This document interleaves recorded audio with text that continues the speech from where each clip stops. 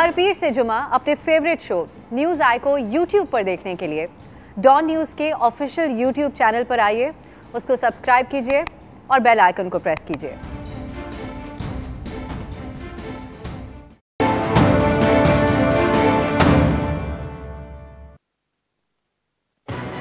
आज आ रहे हैं, कल आ रहे हैं।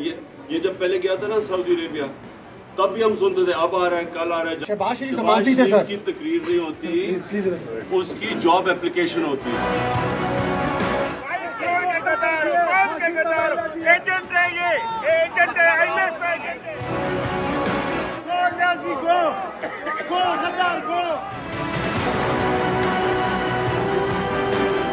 बोलते रहे हैं पिछले 3.5 साल। आवाम को जिस तरह आपने चक्की में पीसा है महंगाई की, आपने जुल्म किया है पाकिस्तान की आवाम पे।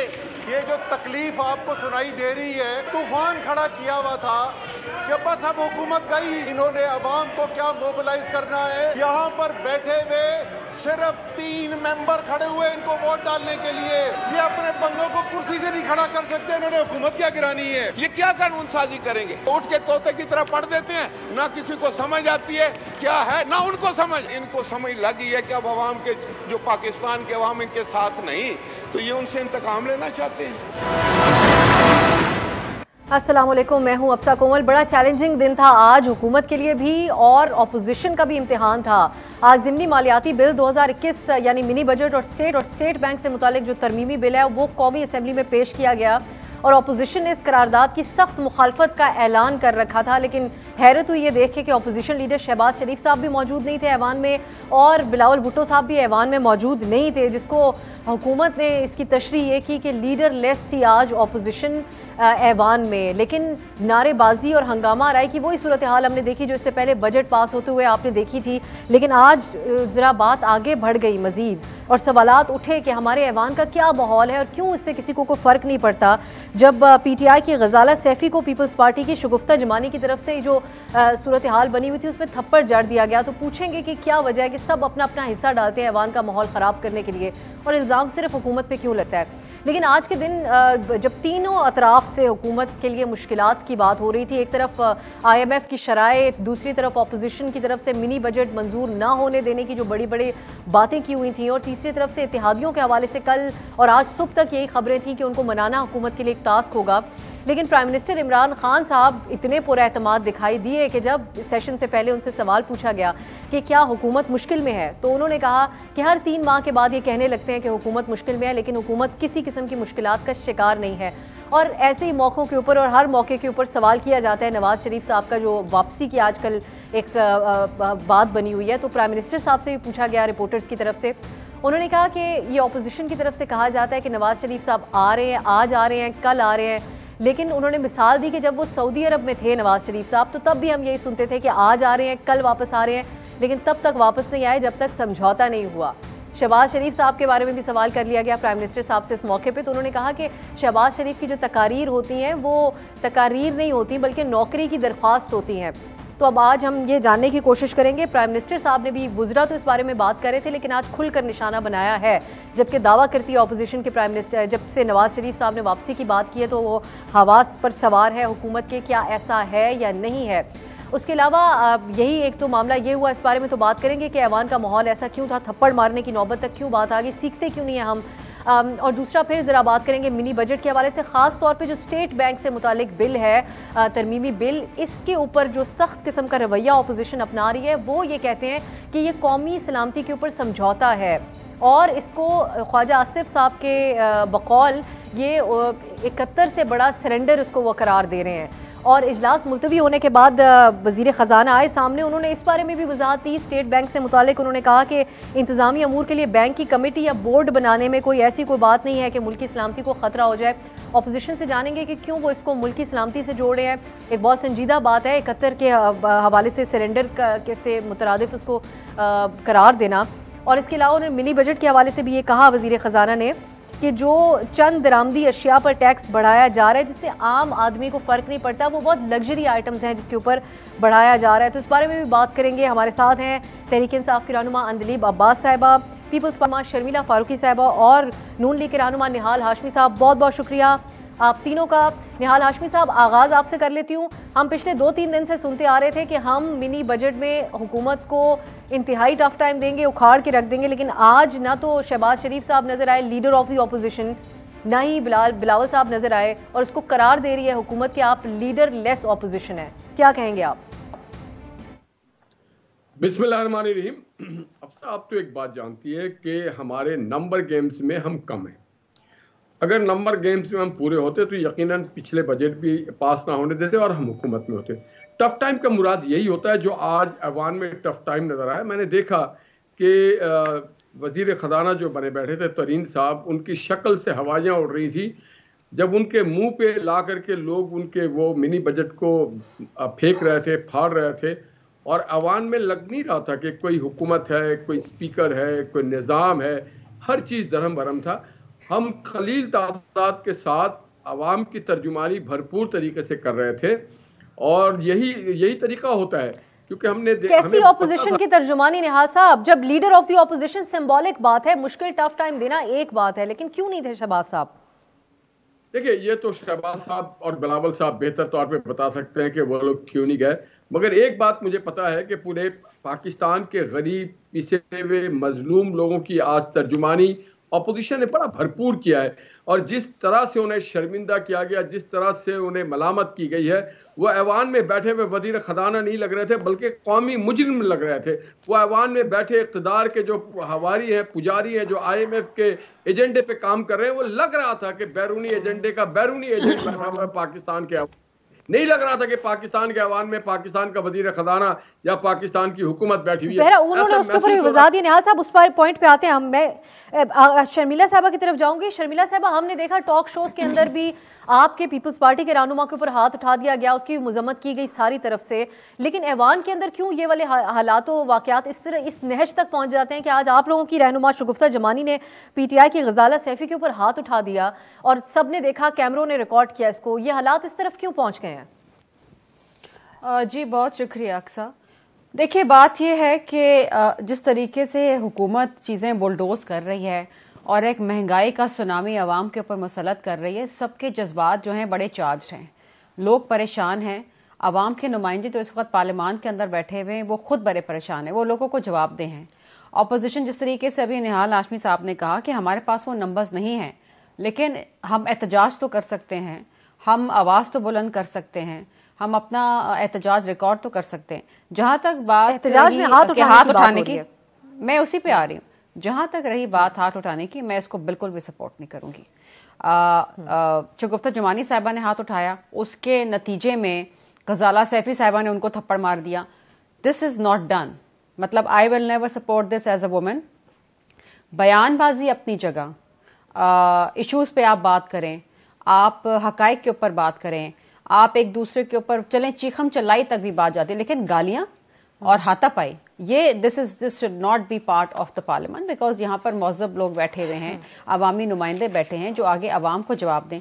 क्या बाहर के लोग क्या देखेंगे, क्या सुनेंगे और क्या समझेंगे कि पार्लियामान के अंदर क्या हो रहा है। लेकिन again all said and done, मैंने जिस तरीके से कहा ना कि जिस तरीके से हुकूमत बुलडोज, आज वो स्टेट बैंक ऑफ पाकिस्तान वाला बिल भी वो ले आए इस फाइनेंस बिल के साथ साथ। देखिए, it's a very very dangerous bill.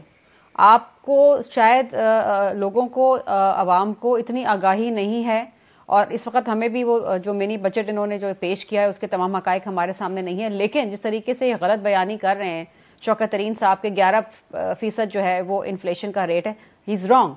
State bank of Pakistan की रिपोर्ट कुछ और कह रही है, पाकिस्तान ब्यूरो ऑफ स्टैटिस्टिक्स की रिपोर्ट कुछ और कह रही है, और ये हुकूमत की शाया करदा रिपोर्ट्स हैं। इस वक्त लोग मर रहे हैं, लोग बिजली का बिल नहीं दे पा रहे, पेट्रोल की मसनूआत की जो कीमतें हैं वो आसमानों को छू रही हैं। आप बात कर रहे हैं कि आपने ट्रैक्टर के ऊपर टैक्स नहीं लगाया या आपने खाद के ऊपर टैक्स नहीं, आपको पता है कि खाद का इस वक्त क्या दाम चल रहा है? मैं अंदलीब साहबा यहाँ पर बैठी हैं, ये मुझे बता सकती है कि DAP के एक बोरी का क्या रेट है या यूरिया की एक बोरी का क्या रेट है? क्या किसान खरीद सक रहा है उसको? आप सब्सिडी देते लोगों को, आप किसानों को सब्सिडी देते। यहाँ पर आप मुझे बताइए कि पाकिस्तान के ना is an agrarian country, 60% contribution to the GDP is by the agriculture, और वहां पर आज किसान जो है वो काश्त नहीं कर पा रहा है, और आप एहसान कर रहे हैं कि हमने ट्रैक्टर पर टैक्स लगाया। प्राइम मिनिस्टर साहब, शर्मिला साहब आप इस पर रिस्पॉन्ड कीजिए।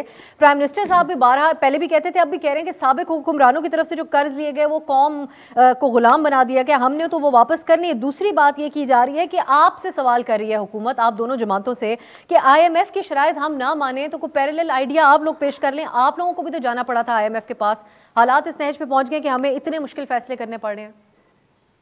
देखिए जी, मेरी बात सुने, ये 3 सालों में 4 फाइनेंस मिनिस्टर बदल चुके हैं। ये हमें तो गालियां देते थे कि हमने IMF से कर्जे लिए और हमारे कर्जे उतारे। आपने पिछले 3 सालों में वो कर्जों की जो मिकदार थी उसको 4 गुना बढ़ा दिया। पाकिस्तान की तारीख में इतने कर्जे कभी नहीं लेके, उसके बावजूद आप ये देखिए कि इनसे मुल्क नहीं चल रहा है। अगर हम इतने ही बुरे थे तो शौकत तरीन को क्यों लेकर आए? वो तो हमारे वजीर खजाना थे। क्या वो जादू की छड़ी चला लेंगे? क्या हो गया?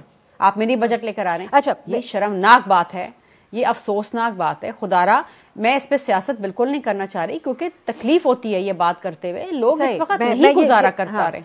अंदलीब साहबा की तरफ लेके जाती हूँ। अंदलीब साहबा, आप लोगों के मिनी बजट के ऊपर तो ये जो मामलात हैं और जो वजाहतें आप लोगों की तरफ से, वो तो एक तरफ है। ये जो स्टेट बैंक वाला बिल है, इसको तो अपोजिशन मुल्क की मुआशी खुद मुख्तारी और कौमी सलामती को सरेंडर करने से मुतरादिफ करार दे रही है। इसको कैसे डिफेंड करेंगे आप लोग? शुक्रिया अफसा। और आज वाकई इनका जो है ना सारा पोल खुल गया है। आप देखें कि इनको इस वक्त इनका ये हाल है कि ये बंदे क्या, इनके लीडर भी पूरे नहीं होते हैं असेंबली में। ये इन्होंने ये सोच के आए थे कि जी वो मिनी बजट होगा, उसमें बड़े कोई टैक्सें लगेंगे और हम करेंगे। वहाँ गए, उनको पता चला जो हम कह रहे थे कि उसमें कुछ भी नहीं है।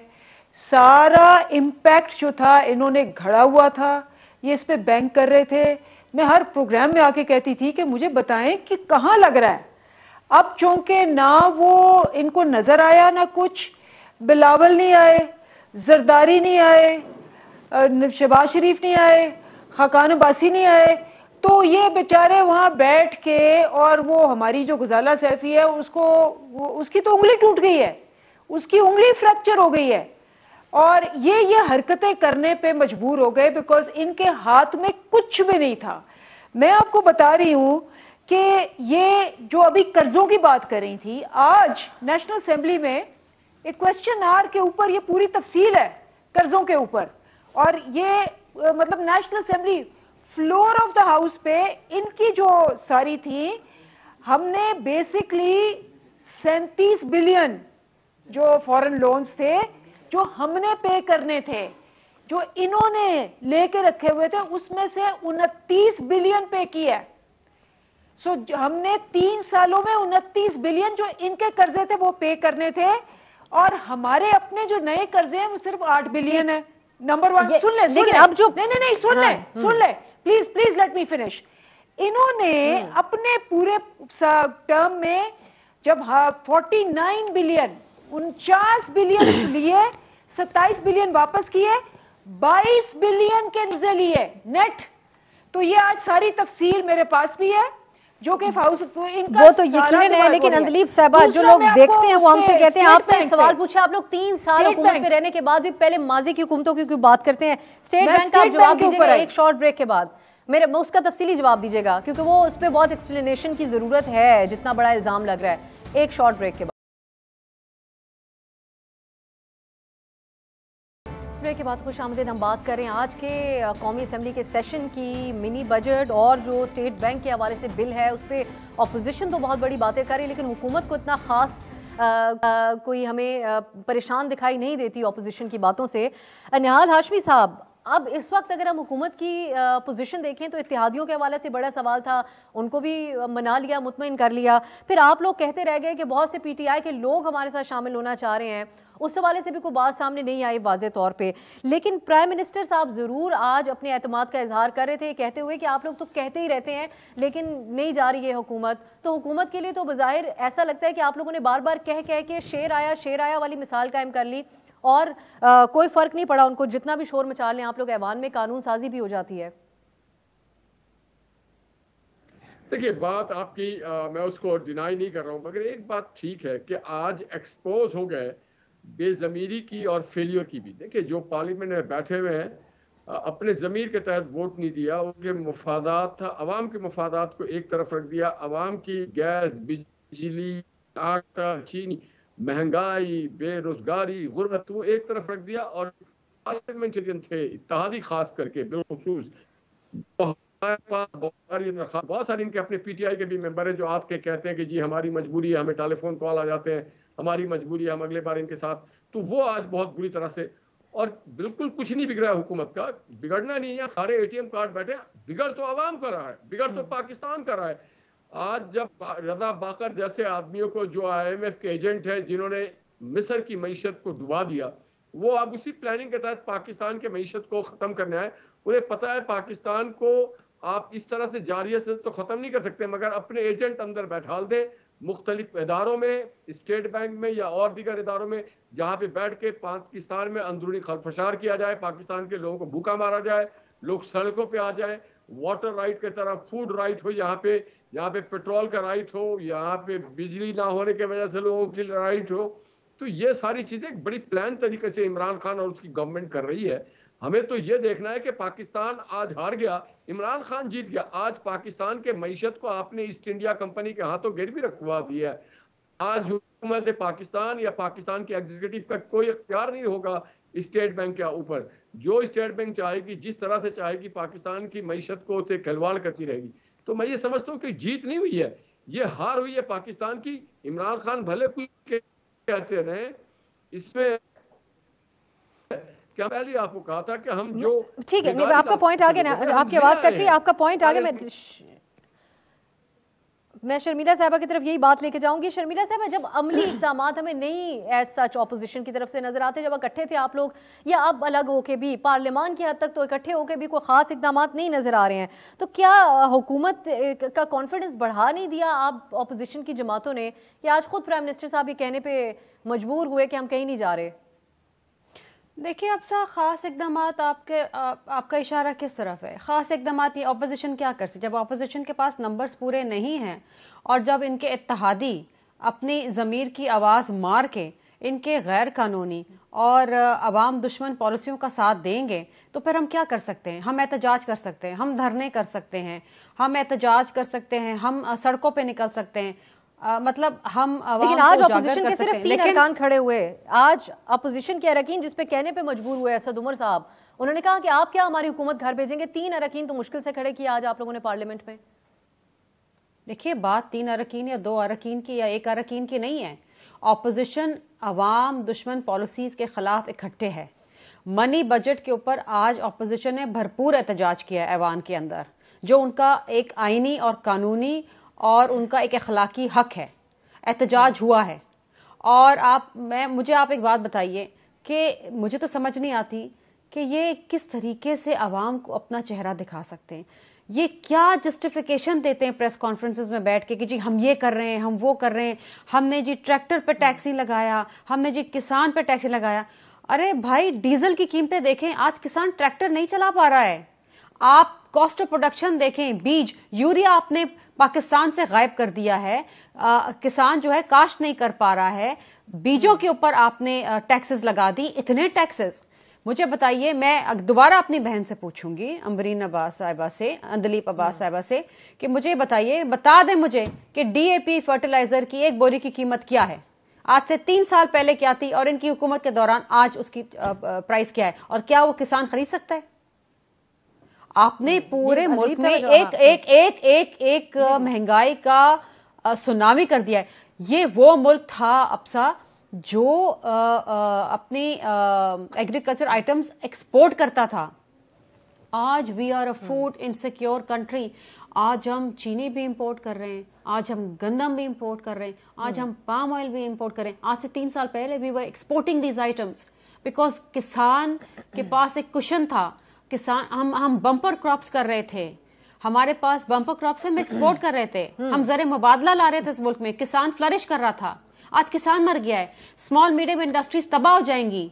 आप जिस तरीके से टैक्स लगाते फिर रहे हैं, मुझे अब बताइए कि लोग खरीदेंगे कैसे? लोगों के रेवेन्यू खत्म हो जाएंगे। वो क्या, लेकिन आज वजीर खजाना ने कहा, उन्होंने कहा सिर्फ लग्जरी आइटम्स के ऊपर अभी टैक्स लगाया, आम आदमी पर सिर्फ 2 अरब रुपए के टैक्स लगेंगे। ये उन्होंने आप जरा आप जरा ये मिनी बजट फाइनेंस बिल उठा के देखें, इसमें कहां कहां टैक्स है। खाने पीने बेकरी के आइटम्स के ऊपर आपने टैक्स लगा दिया, किस तरह से लोग लेंगे? आप मुझे एक बात बताइए कि बिजली की नरखें इस हद तक बढ़ चुकी हैं, इस हद तक बढ़ चुकी हैं, और गैस तो इस मुल्क में है ही नहीं। पेट्रोलियम चीजें इस हद तक बढ़ चुके हैं कि cost of production, cost of transportation इतना बढ़ गई है कि लोगों के पास आमदनी ही नहीं रही है। लोग बच्चों को स्कूल नहीं भेज सकेंगे, लोग बिजली का बिल नहीं दे सक रहे हैं, लोगों के पास गैस नहीं है। अद्वियात, लाइफ सेविंग ड्रग्स के ऊपर पिछले 3 साल में 500% तक इजाफा हुआ है। गैस के ऊपर 250% तक इजाफा हुआ है। रिस्पांस के लिए अंदलीब साहबा की तरफ जाऊंगी। अंदलीब साहबा, जितना भी आप लोग ऑपोजिशन के बारे में ये कह दें कि ये किसी काम के नहीं है, 3 खड़े हुए अरकान असेंबली के अंदर या नहीं, लेकिन हकीकत यह है कि जब 4 रुपए फी लीटर पेट्रोल महंगा होगा तो अवामी जज्बात जो इस वक्त भी पीक पर हैं वो और ज्यादा बढ़ जाएंगे। तो क्या करेगी हुकूमत? फिर तो ऑपोजिशन का कुछ कहे या ना कहे, या कुछ करे या ना करे, आपसे जवाब तलब करेगी अवाम, और अभी भी कर रही है। देखिए, अवाम का हक है, बिल्कुल हक है, क्योंकि इन्फ्लेशन तो डेफिनेटली है। और सबसे ज़्यादा आपका चैनल और सारे चैनल्स कहाँ दिखाते हैं इन्फ्लेशन? वो दिखाते हैं जी सिंध में। आटा जो है वो 400 रुपया ज़्यादा महंगा मिल रहा है सिंध में। आपको ये भी पता है कि सिंध पूरे पाकिस्तान में दिखाते हैं। हाँ, पूरा दिखाते हैं कि सिंध के अंदर सबसे, आपको ये भी पता है कि सिंध के अंदर ये 14 साल से हैं, ठीक है, और इन्होंने 40 साल में 4 दफा आके एक बस बेचारे जिसको कहते हैं कराची को या सिंध को नहीं दी। ये हमने आके ये बस दी है, हम इनके नाले आके साफ कर रहे हैं, हम वहां पानी का बंदोबस्त कर रहे हैं। ना ये पानी ना कचरा 14 साल से हैं। ये तो यहाँ बैठ के बातें ऐसे करते हैं जैसे अवाम को पता ही नहीं है, जैसे अवाम की आंखों में पर्दा है, जैसे अवाम को होश ही नहीं है कि जो इन्होंने कर दिया है सिंध के साथ और कराची के साथ। की माजरत हमसे, क्योंकि ये हर शो में होता है, जब भी हम हुकूमती अरकान से सवाल पूछते हैं इन हालात का, तो उसको एड्रेस करने के बजाय इनके 14 साल या फिर पुरानी हुकूमतों की बात की जाती है। मैं बहुत अप्रिशिएट करूंगी अगर आप अभी अपने दौरे हुकूमत की बात करें कि आपने उसको बदलने के लिए क्या किया इन चीज़ों को। देखें, बात क्या है, और ये बड़ी नाइंसाफ़ी है कि हमने क्या किया है कि अभी आपको पता है वो एहसान राशन कार्ड आ गया। एहसान राशन कार्ड में जो आप 40% आपकी पॉपुलेशन है जो कि पिसी हुई है इस वक्त, उसको आप दुकानों पे जाएंगे, आपको 30% आटा दाल चीनी पे डिस्काउंट तो मिलेगा। सुन लेना, सुन ले। तो नहीं है ना। हाँ, तो अक्रॉस क्यों, हम अमीरों को क्यों दें? हम तो गरीबों के लिए कर रहे हैं। अब मुझे ये बताएं कि उसमें पंजाब भी कर रहा है, खैबर पख्तूनख्वा भी कर रहा है, और बलूचिस्तान भी कर रहा है, सिंध नहीं कर रहा। सिंध तैयार ही नहीं है अपने लोगों को रिलीफ देने। नंबर 1।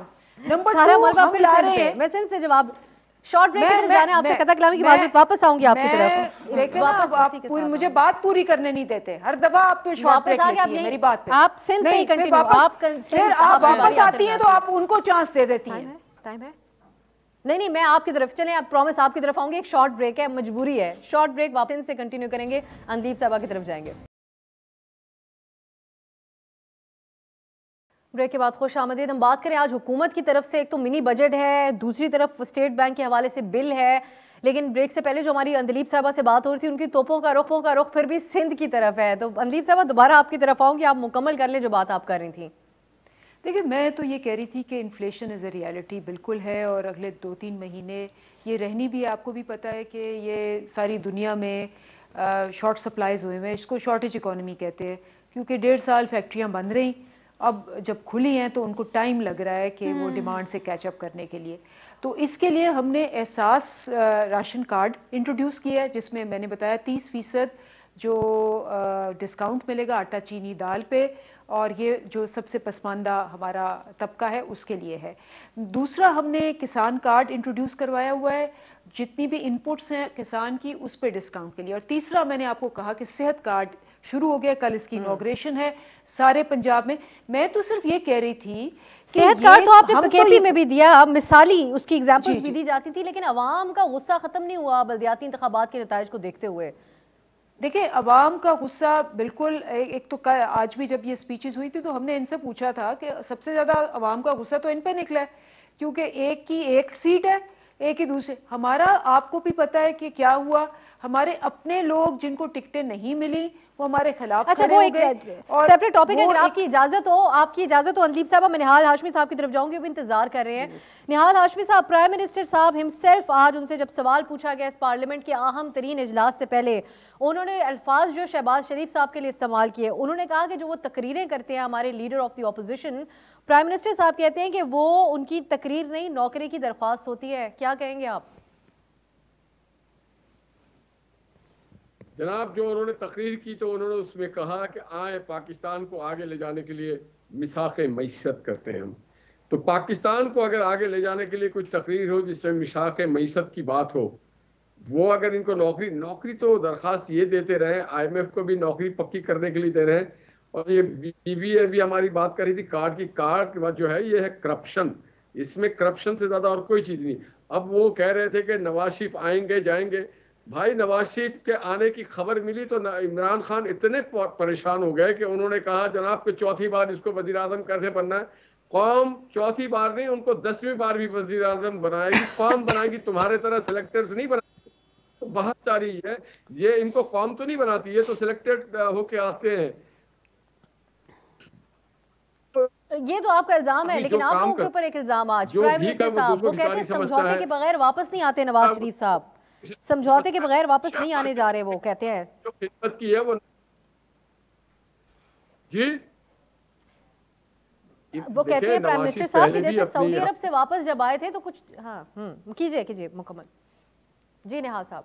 सऊदी अरब से जब वापस है तो 2/3 मेजोरिटी के साथ फिर पाकिस्तान के वजीर आजम बने और इस मुल्क को अंधेरे से उजालों में लेके आए, इस मुल्क में अमन लेके आए, मेट्रो बस लेके आए, ऑरेंज ट्रेन लेके आए, रोजगार लेके आए, सीपैक वोट लेगा। मैंने नवाज शरीफ का और इनका कोई जोड़ है? कहाँ राजा भोग, कहाँ गंगू तेली, कहाँ एक आदमी देने वाला, कहाँ एक आदमी मांगने वाला, कहाँ एक आदमी पाकिस्तान को मुस्तहकम करने वाला, कहाँ एक आदमी कश्मीर समेत स्टेट बैंक को गिरवी रख देने वाला। ये कोई इंसान है? इनके साथ हमारा कोई मुकाबला नहीं। कहाँ चोर, कहाँ हम लोग, बड़ा फर्क है। ये पूरी कैबिनेट, पूरी पार्टी, पूरी गवर्नमेंट चोरों की है, करप्शनों की है, जो दवाई नहीं छोड़ते, बिजली नहीं छोड़ते, LNG नहीं छोड़ते, गैस नहीं छोड़ते, आटा नहीं छोड़ते, नौकरियां नहीं छोड़ते, क्या चीज छोड़, कशियों के अलावा क्या चीज छोड़ा इन्होंने पाकिस्तान के अवाम के लिए? पाकिस्तान के अवाम को ये मजबूर कर रहे हैं कि पाकिस्तान के अवाम खुद कशिया करें। अगर गैरतमंद होते तो खुद कशी कर लेते ना जाते IMF के पास। ये तो शर्मिला साहिबा, ये तो बड़ी जनरलाइज्ड किस्म की तनकीद होती है, जिसकी हम जो आप लोगों की तरफ से तनकीद की जाती थी प्राइम मिनिस्टर साहब के ऊपर कि वो सभी को चोर डाकू कह देते हैं। तो क्या आप लोग भी अब 5 जनवरी से बिलावल साहब ने ऐलान कर रखा है एहतजाज करने के, आपकी तर्ज क्या होगी ऑपोजिशन की? अब कुछ मुख्तलिफ नजर आएगा? हम क्या करने जा रही है पीपल्स पार्टी? देखिए, हमारा मुतालबा, हमारी जद्दोजहद, हमारी कोशिश यही है कि इस सेलेक्टेड ना अहल हुकूमत से इस कौम को छुटकारा दिलाएं। आप अब्सा खुद देख रही हैं, आप माशाल्लाह आपके घर में भी लोग होंगे, आपके घर वाले, आप खुद भी घर चलाती होंगी। आप मुझे बताइए, आज से 3 साल पहले जो आपके घर की आपकी जो आमदनी होती थी और जो आपका परचेजिंग पावर होता था, आज 3 साल बाद इस नाअहल हुकूमत में आपके परचेजिंग पावर क्या रहा है? How do you make your ends meet? क्या आपको परेशानी नहीं होती बिजली का बिल देते हुए? क्या आपको गाड़ी में पेट्रोल डालते हुए परेशानी नहीं होती है? क्या बच्चों की फीस देते हुए परेशानी नहीं होती? और परेशानी अब दूर रह गई है, अब तो लोग रो पड़े हैं। आप यकीन करें, महंगाई का वो आलम है। मुझे समझ नहीं आता कि समझदार पार्लियामेंटेरियन हैं अंदलीब साहिबा, कैसे ये बैठ के टेलीविजन पे इस सुनामी को, मैं क्या अगर एक मौजब सा लफ्ज़ इस्तेमाल करूं कि अवाम का जो गला घोटा जा रहा है, इसको किस तरीके से ये डिफेंड करती हैं? मतलब आपको अवाम को भी तो कोई चेहरा दिखाना है ना। How do you face the public? किस तरह आप फेस करते हैं? आप जब अवाम में बाहर निकलते हैं, आप यकीन करें, हम ठीक है, लोग बड़े अरमानों से और बड़ी जद्दोजहद से और बड़े ख्वाबों की ताबीर बुनते हुए PTI को हुकूमत में लेकर आए थे। लोगों ने वोट दिए उनको, ठीक है। अब वही लोग हाथ जोड़ के हमारे सामने खड़े होते हैं, कहते हैं खुदा के लिए हमारा छुटकारा दिला दें इस इमरान खान साहब से। खुदा की कसम, मैं आपसे झूठ नहीं बोल रही हूँ। इनके अपने वोटर्स, इनके अपने लोग जिन्होंने वोट डाला था इनको 2018 के अंदर, वो कहते हैं खुदा के लिए हमारा छुटकारा दिला दें, कुछ भी करे छुटकारा दिला दें। अगर मैं झूठ बोल रही हूँ अंदली साहब, आप बताएं, जब ये बाहर जाती हैं, किसी मार्केट में चले जाएं, क्या लोग इनसे पूछते नहीं कि आपका इमरान खान साहब कर क्या रहा है हमारे साथ? अगर दिल पे हाथ रख के सच अगर बात कर दें, आज अपनी जमीर की आवाज की बात कर दें, मैं और कुछ नहीं कह रही, मैं इस पे सियासत करना ही नहीं चाहती। आप यकीन करें कि लोग शदीद परेशान हैं। ये बात दुरुस्त है, और हम जब जाके आवाम से पूछते हैं तो हमें भी सिखाया जाता है हुकूमत की तरफ से कि आप उनसे सवाल किस तरह पूछें तो उनकी तरफ से कोई मुनासिब जवाब सामने आए। आपने कहा हमारे हालात इस्लामाबाद में रहते हुए गैस शॉर्टेज की जो इंतहा है, मौसम की तलखी ऐसी कभी नहीं देखी जैसी अब देख रहे हैं, और 200% इजाफा हो जाना महंगाई के अंदर, यकीनन आम शहरी हो या फिर ऐसा तबका जो बर्दाश्त कर सकते थे महंगाई, पहले भी हालात बेहतर थे जिनके, उनके लिए भी अब हालात बहुत मुश्किल हो गए हैं।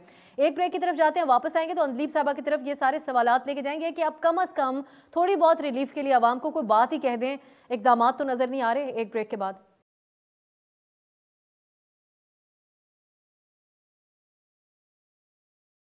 के बाद खुश आमदीद। प्रोग्राम के कुछ आखिरी लम्हात रह गए तो मेरे आप लोगों से रिक्वेस्ट होगी थोड़ी मुख्तसर बात कीजिएगा। अंदलीब साहब आप पहले कहिए, अब हुकूमत आप मुस्तकबिल की प्लीज बात कीजिएगा कि कैसे मेक श्योर करेगी अगर बिल पास हो जाता है उसके बाद भी आवाम के ऊपर इतना बड़ा फर्क ना पड़े। और ये भी आवाम ऑप्टिक्स भी मैटर करते हैं कि हुकूमत की तवानाइयाँ नवाज शरीफ आ रहे हैं या नहीं आ रहे हैं, या अपोजिशन पर तनकीद पर सर्फ नहीं होंगी, कोई अमली तौर पर कोई रिलीफ दिया जाएगा आवाम को।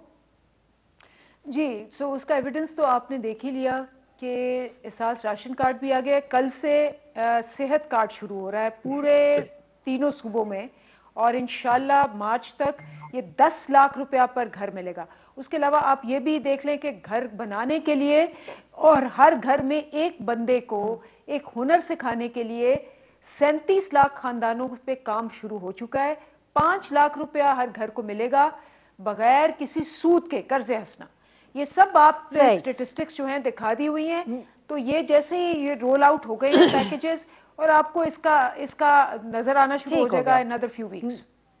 निहाल हाशमी साहब, आप लोग रोक लेंगे क्या मिनी बजट? और दूसरा ये कि आपकी उम्मीदें तो फिर इसकी बुनियाद पे वोट ऑफ नो कॉन्फिडेंस की तरफ थी, क्या करेंगे आप लोग? देखिए, जो हमारे बस में हम करेंगे, हम इमरान खान की तरह झूठ नहीं बोलेंगे। आपको अभी वो दरखास्त पे याद आया कि इमरान खान के पास जमान पार्क में एक घर था, उसके बाद उन्होंने नवाज शरीफ को एक दरखास्त दी, झूठ बोला कि मेरे पास कोई प्लॉट नहीं, और एक नहीं 2 प्लॉट लिया। और उस वक्त ये अच्छे लगते थे शहबाज शरीफ और नवाज शरीफ, जब उन्होंने नकदी लिए थे नवाज शरीफ से अपने हॉस्पिटल बनाने के लिए, तो ये बेचारे अपने हाथों लुट गए हैं, बर्बाद हो गए। हम ये जरूर करते हैं, हम मार्च भी करेंगे जैसा शर्मिला ने कहा, हम इनको एक्सपोज, ये आखिरी टर्म, इसके बाद कभी ये पार्टी नहीं आएगी, ना इमरान खान का ही वजीर आजम बनेगा। ये हकीम सईद साहब ने ठीक लिखा था इनके बारे में आज से 20 साल 22-25 साल पहले कि ये आदमी कौन है, किसके लिए काम कर रहा है और पाकिस्तान की मईशत को कहाँ पे ले जाना चाहता है। वो सारी निशानदेही अब ये कौम को देखना होगा कि वो किस मझधार में फंस गए। मैं ये समझता हूँ कि कौम आज इनके ऊपर जितनी लान तान कर रही है, और शर्मिला ने ठीक कहा कि अंदलीब भी सड़कों पे निकल के देख लें, उनके घर के अपने लोग उनके साथ जो रवैया करते होंगे ये बेहतर जानते हैं। मैं ये समझता हूँ कि खास मंसूबे के तहत पाकिस्तान की पार्लिमान की सुपरमेसी को ख़राब किया जा रहा है, पार्लिमानी निज़ाम को ख़राब किया जाने की कोशिश किया जा रहा है। जिस तरह कश्मीर को इन्होंने सरेंडर कर दिया, इसी तरह पाकिस्तान के लिए भी इस तरह के माहौल क्रिएट करना चाहते हैं। तो मैं ये समझता हूँ कि हमारा जो किरदार है हम तो अदा करते रहेंगे। हमने पाकिस्तान के अवाम को बता दिया है कि ये तब्दीली नहीं है, ये एक ऐसी आप दिखाते रहे, ये तो तबाही का एक निशान है। हाँ, यकीनन हम ये उम्मीद से जिंदा है और हम जद्दोजहद करेंगे कि जब नवाज शरीफ आएंगे तो इंशाल्लाह इस मुल्क की मईशत को फिर अपने पटरी पर चढ़ा देंगे। ठीक हो गया, बिल्कुल। शर्मिला साहिबा, आप लोगों का की पॉइंट, मेन फोकस किस चीज के ऊपर होगा अब? देखिए, अब मैंने पहले भी आपसे कहा और मैं आपसे दोबारा रिपीट कर रही हूँ कि हमारा फोकस सिर्फ ये है कि आवाम को इस नाअहल हुकूमत से छुटकारा दिलाना है, क्योंकि अगर ये हुकूमत रह गई तो पाकिस्तान में कोई सांस लेने नहीं पाएगा, पाकिस्तान में कोई बच्चा स्कूल नहीं जाना पाएगा, पाकिस्तान में कोई या आप क्या समझते हैं? आप मुझे बताएं। मैं अंदलीब से पूछती हूँ कि जिस तरीके से इमरान खान साहब कंटेनर पर चढ़ के बिजली के बिल फाड़ते थे, क्या हम लोगों को सिविल डिसोबीडियंस की तरफ लेके जाएं, लोगों को बोल दें बिजली के बिल फाड़े? क्योंकि जब थोड़ा सा बिजली का बिल बढ़ा था नवाज शरीफ के दौर में, तो एक कंटेनर पर चढ़ के इन्होंने बिजली का बिल अपना जलाया था, आपको याद होगा। तो क्या आज अवाम यही चाहते हैं कि अवाम ये करें? आज वो इमरान खान कहाँ गया जब वो कहता था कि अपने बिजली के बिल फाड़ दो, हम नहीं देंगे ये महंगे बिल, हम बिजली के बिल फाड़ दें, हम गैस के बिल फाड़ दें, हम दवाइयों के बिल फाड़ दें, हम स्कूल की फीस के बिल फाड़ दें? जो सिविल नाफरमानी की कॉल दिया करते थे, तभी तो वो आप लोगों के बारे में समझते हैं कि बड़ी कमज़ोर ऑपोजिशन है आप लोग। बहुत शुक्रिया आपका शर्मिला फारूकी साहबा, अंदलीब अब्बास साहब और निहाल हाशमी साहब हमारे साथ मौजूद। ये सारी सूरत हाल है। एक तरफ अवामी मसाइल का भी जिक्र हुआ प्रोग्राम में और दूसरी तरफ हुकूमत का जवाब भी आपने सुन लिया, जो कि आज सुबह से आप सुनते ही आ रहे हैं। तो अब आज के लिए तो मुझे इजाज़त दीजिए। इंशाल्लाह कल हाजिर होंगे। कल साल का आखिरी दिन होगा तो हम आपके सामने लेके आएंगे पूरे साल भर में जो कुछ हुआ सियासी तौर पे इस मुल्क के अंदर और आने वाले साल में क्या हो सकता है। इंशाल्लाह कल बात होगी। खुदा हाफिज़।